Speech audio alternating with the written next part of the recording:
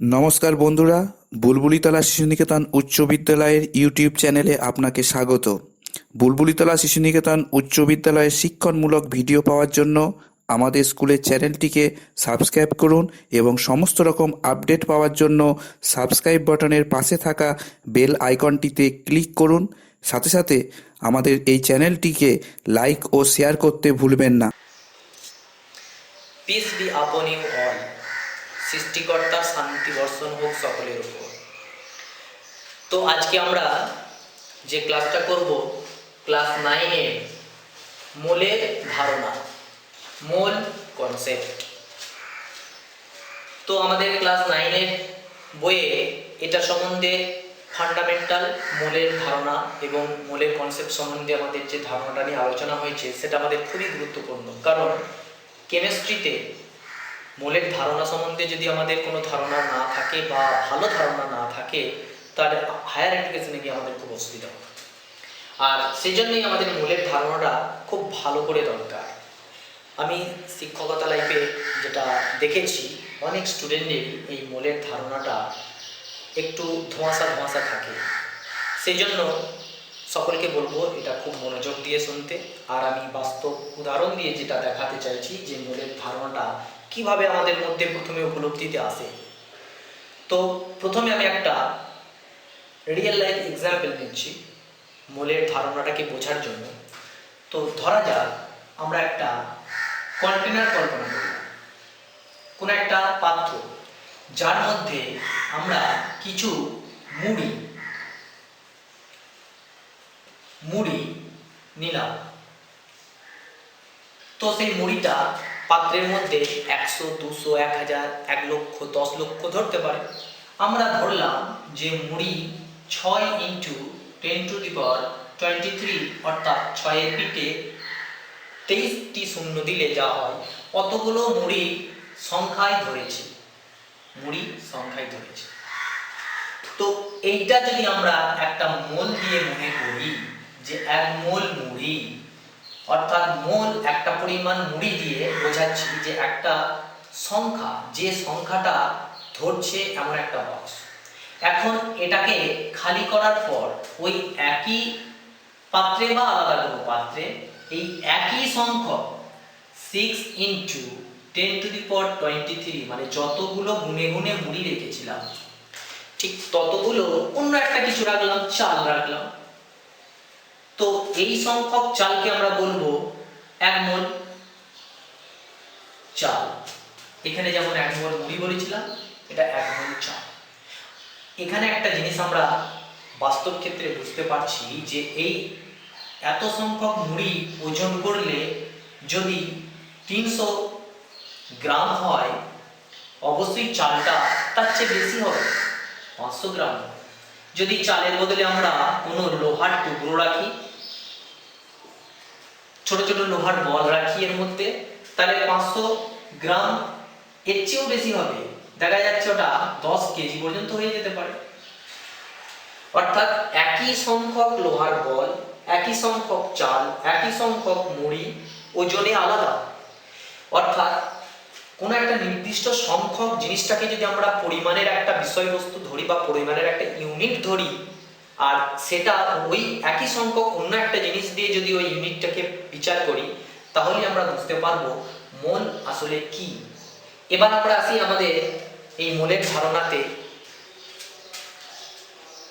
যেটা আমাদের জানতে হবে যে আমরা এবার মুড়ি চাল নয়, বরং পরমাণু নিয়ে চিন্তা করি।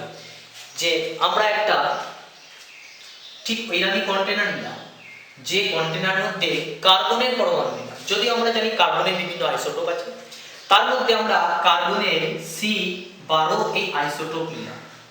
এই আইসোটোপ C12 আইসোটোপ এর মধ্যে নিলাম। তো C12 আইসোটোপ নিলাম 12 গ্রাম ওজনে, 12 গ্রাম ওজনে। তো 12 গ্রাম ওজনের C12 আইসোটোপ নিলাম। এখন আমরা এই 12 গ্রাম ওজনের যদি C12 আইসোটোপ নিই, এর মধ্যে কার্বনের পরমাণু একটা নির্দিষ্ট সংখ্যা আছে। যদি আমরা পার্টিকুলারলি একটা একটা করে গুনতে পারবো না, ম্যাথামেটিক্যালি এক্সপ্রেশন দিয়ে এটা করা যায়, গোনা যায়। তো আমরা সাপোজ ধরে নিলাম ওই একই আগের মতো 6 × 10⁻23 এতগুলো কার্বনের অণু আছে 12 গ্রামের মধ্যে। চাপ আর তাপমাত্রা আমরা এখানে উল্লেখ করছি না, বা এসটিপি এর কথা উল্লেখ করছি না। আমরা 12 গ্রাম কার্বনের মধ্যে এত সংখ্যক অণু আছে। তো ওই এত সংখ্যক অণু যদি অন্য একটা পাত্রে নিই, অন্য কোনো উপাদান নিয়ে, যেমন O2 নিলাম, O2 কতগুলো, ওই 6 × 10⁻23 এতগুলো O2 অক্সিজেনের মধ্যে নিলাম। তবে এর ওজন এক হবে না।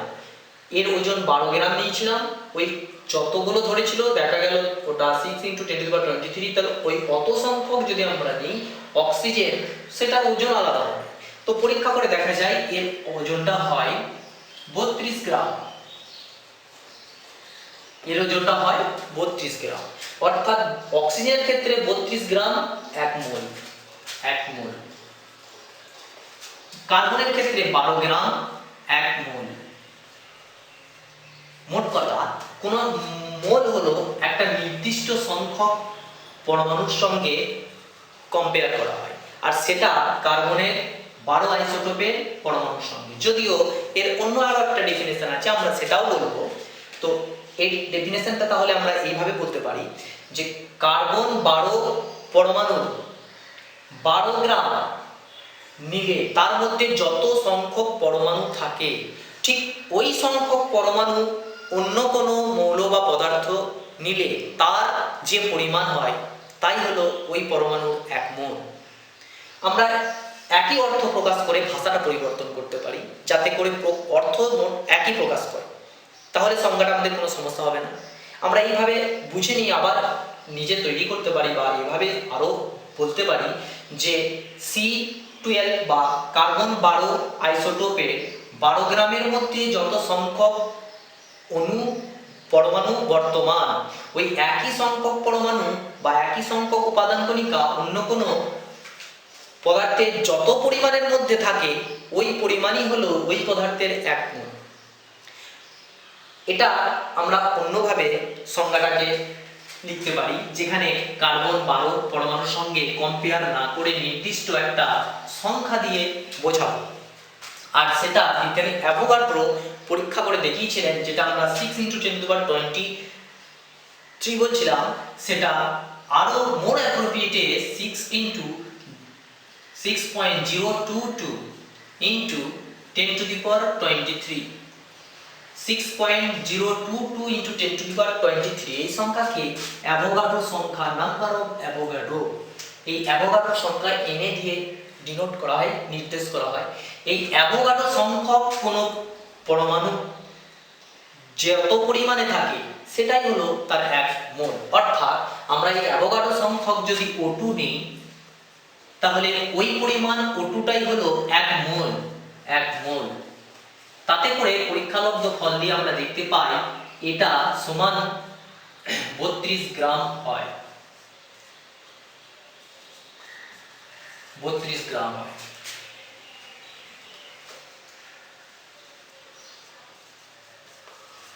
ঠিক আমরা এত সংখ্যক, মানে 6.022 × 10⁻23 এত সংখ্যক যদি আমরা O2 বদলে নাইট্রোজেন নিই, N2 নিই, তাহলে সেটাও 1 মোল হয়।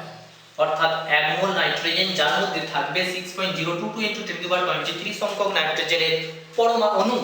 নাইট্রোজেনের অণু, যেটা কিনা 14 × 2 অর্থাৎ 28 গ্রামের সমান হয়।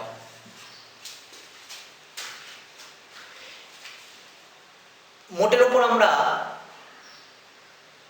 মোলের আরেকটা সংজ্ঞা পেলাম, যেখানে আমরা সহজভাবে এটা বলতে পারবো যে 6.022 × 10⁻23 সংখ্যক কোনো উপাদান কণিকা কোনো উপাদানের যে পরিমাণের মধ্যে থাকে সেই পরিমাণকে ওই উপাদানের 1 মোল বলে। যদি আয়ন হয় তাহলে 6.022 × 10⁻23 সংখ্যক আয়ন যে পরিমাণে থাকে সেই পরিমাণ আয়নকে 1 মোল আয়ন বলা হবে। সেই পরিমাণ পরমাণু হতে পারে, অণু হতে পারে। তো এটা আরো ক্লিয়ার করার জন্য আমরা অণু এবং পরমাণুটা নিয়ে একবার মোলের সঙ্গে সম্পর্ক স্থাপন করব। যে আমরা যদি অক্সিজেনের পরমাণু বলি, তো স্বাধীনভাবে একটা অক্সিজেনের পরমাণু স্বল্পস্থায়ী, তাই অক্সিজেন পরমাণু থেকে অক্সিজেনের অণু তৈরি হয়। ঠিক নাইট্রোজেনের পরমাণু থেকে নাইট্রোজেনের অণু তৈরি হয়। আবার হাইড্রোজেনের পরমাণু থেকে হাইড্রোজেনের অণু তৈরি হয়।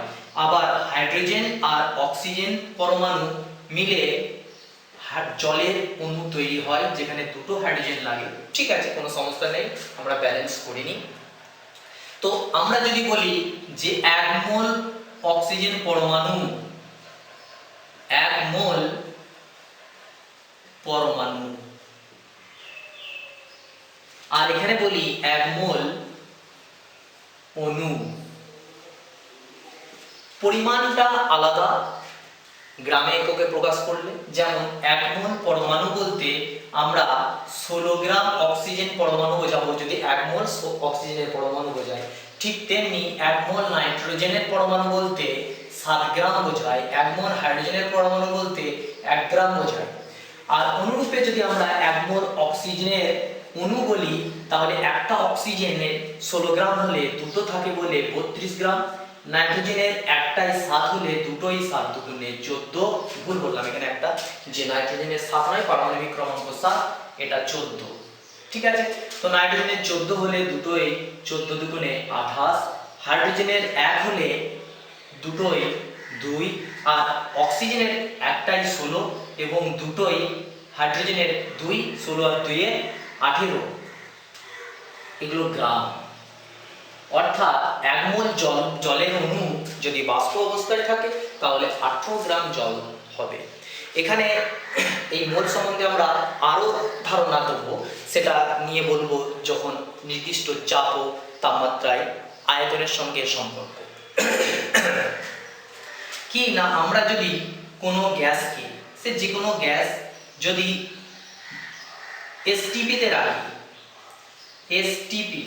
এসটিপি ফুল ফর্ম হলো স্ট্যান্ডার্ড টেম্পারেচার অ্যান্ড প্রেসার, প্রমাণ তাপমাত্রা ও চাপে। এটাকে এনটিপিও বলা হয়, ন্যাচারাল টেম্পারেচার অ্যান্ড প্রেসার, যেখানে আমরা জানি যে স্ট্যান্ডার্ড টেম্পারেচার হলো 0 ডিগ্রি সেলসিয়াস এবং প্রেসার হলো 1 অ্যাটমসফিয়ার চাপ।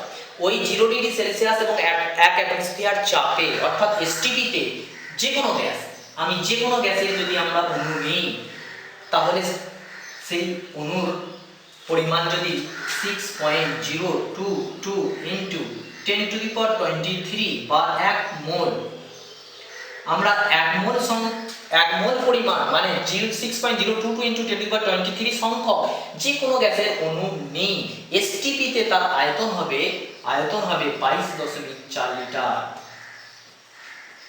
22.4 লিটার। এসটিপিতে যে কোনো আমরা গ্যাস নিতে পারি, তার সংখ্যা যদি আমরা 6.022 ইন্টু 10⁻23 পরিমাণ পরমাণু বা অণু নিই, আমরা পরমাণু যদি নিয়ে করি তাহলে পরমাণু, অণু নিয়ে যদি করি অণু, তাহলে অণু যদি নিই আর 1 মোল পরিমাণ হয় তবে তার আয়তন 22.4 লিটার।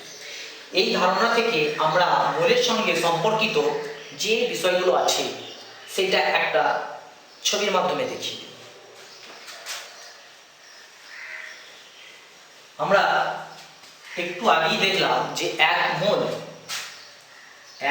মোল কিন্তু সমস্ত পরমাণুর ক্ষেত্রে একই নয়। 1 মোল সম্পর্কিত তার আণবিক ওজনের সঙ্গে। আমরা যখন বলেছিলাম O2, 1 মোল O2 বা 1 মোল অক্সিজেনের অণু, এর দ্বারা বোঝায় 32 গ্রাম অক্সিজেনের অণু, 32 গ্রাম। তো এই গ্রামটা বাদ দিলে যেটা থাকে সেটা 32 হলো এর আণবিক ওজন। অর্থাৎ এই মোলের ধারণা আরো ভালো জানতে হলে আমাদের আণবিক ওজনগুলোকে মুখস্থ রাখতে হবে এবং আণবিক ওজন সম্বন্ধে ধারণা থাকতে হবে। যে কোনো একটা পরমাণুর যে ওজনটা, আণবিক ওজনটা আমরা এর আগে অন্য চ্যাপ্টারে পরমাণু গঠনে করেছি এবং পারমাণবিক ভরও করেছি। তো সেই আণবিক ওজনকে যদি গ্রামে প্রকাশ করি তাহলে তাকে বলে গ্রাম আণবিক ওজন। তো এই গ্রাম আণবিক ওজন 1 মোলের সঙ্গে তুল্য পরিমাণ। গ্রাম আণবিক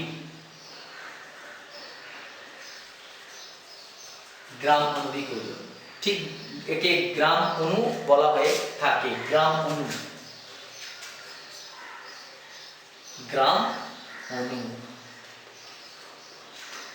আবার এটা সম্পর্কিত যদি অণুর ক্ষেত্রে না নিয়ে পরমাণুর ক্ষেত্রে ধরি আমরা, তাহলে গ্রাম পরমাণু,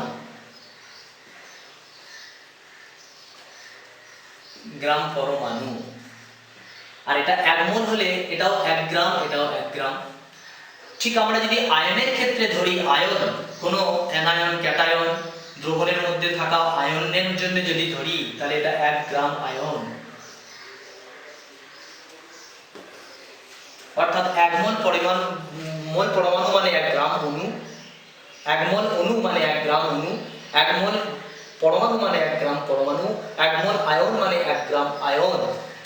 ঠিক আমরা এটার সঙ্গে এসটিপিতে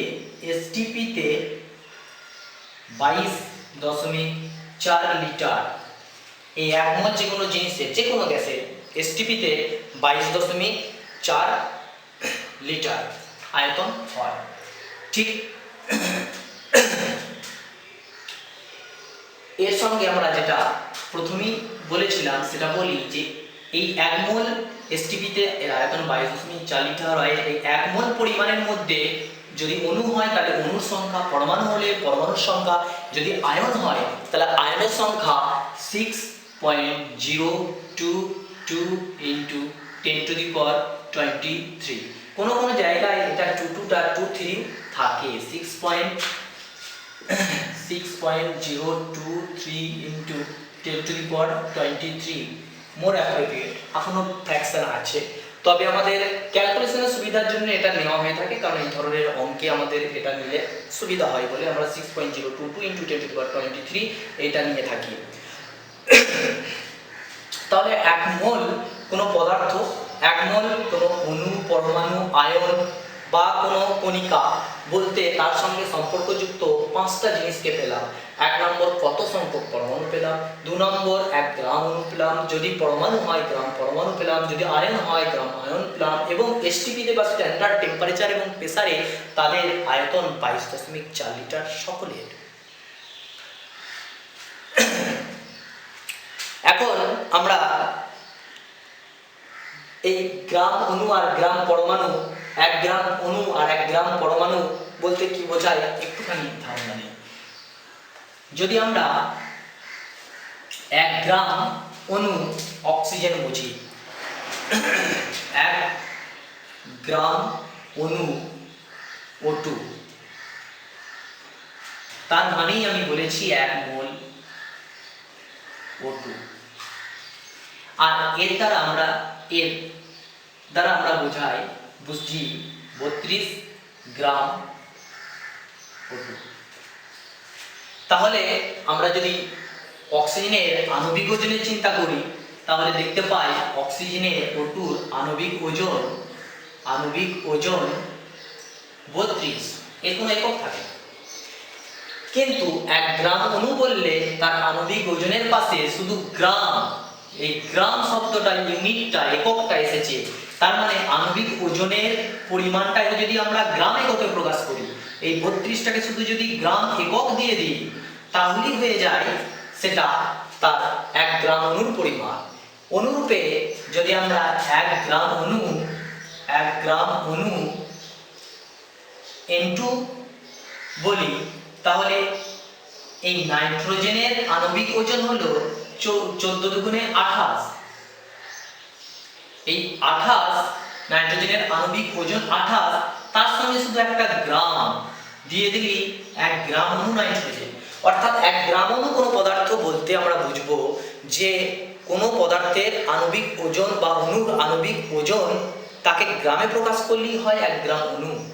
যদি আমরা 1 গ্রাম অণুকে বুঝতে পারি তাহলে আমরা 1 গ্রাম পরমাণুরা একই রকম ভাবে বুঝে নেব যে কোনো পরমাণু, 1 গ্রাম পরমাণু বলতে কোনো পরমাণুর পারমাণবিক ভরের গ্রামে প্রকাশিত জিনিসটা কি বলবো, 1 গ্রাম পরমাণু। এটাকে যদি আমি আবার একবার একটা দেখিয়ে দিই আরো স্পষ্ট হয়ে যাবে। কি না, আমরা যেটা আগে বলেছিলাম, এখন যদি 1 গ্রাম পরমাণু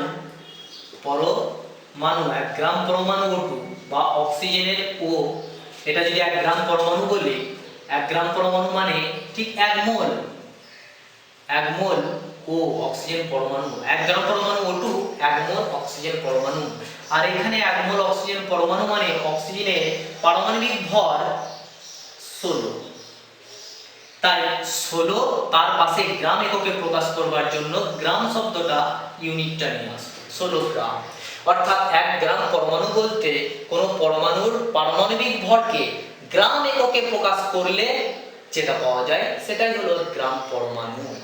ঠিক আছে, আমরা মোল সম্বন্ধে যে ধারণাটা পেলাম সেটা আরেকবার বলে দিই, যে একটা মোল হলো কোনো একটা নির্দিষ্ট সংখ্যক, সেটা অ্যাভোগাড্রো সংখ্যক উপাদান কণিকা যতটা পরিমাণের মধ্যে থাকে সেটাই হলো মোলের সংখ্যা। তার জন্য আমরা দুটো ভাবে বলেছি, এক কার্বন স্কেলে বলেছি আর একটা অ্যাভোগাড্রো স্কেলে বলেছি। আর যেভাবে আমরা বলি না কেন, মোলের ধারণাটা এরকম যে এক পরিমাণ নির্দিষ্ট যার মধ্যে থাকবে অ্যাভোগাড্রো সংখ্যক কণিকা 6.023 × 10⁻23।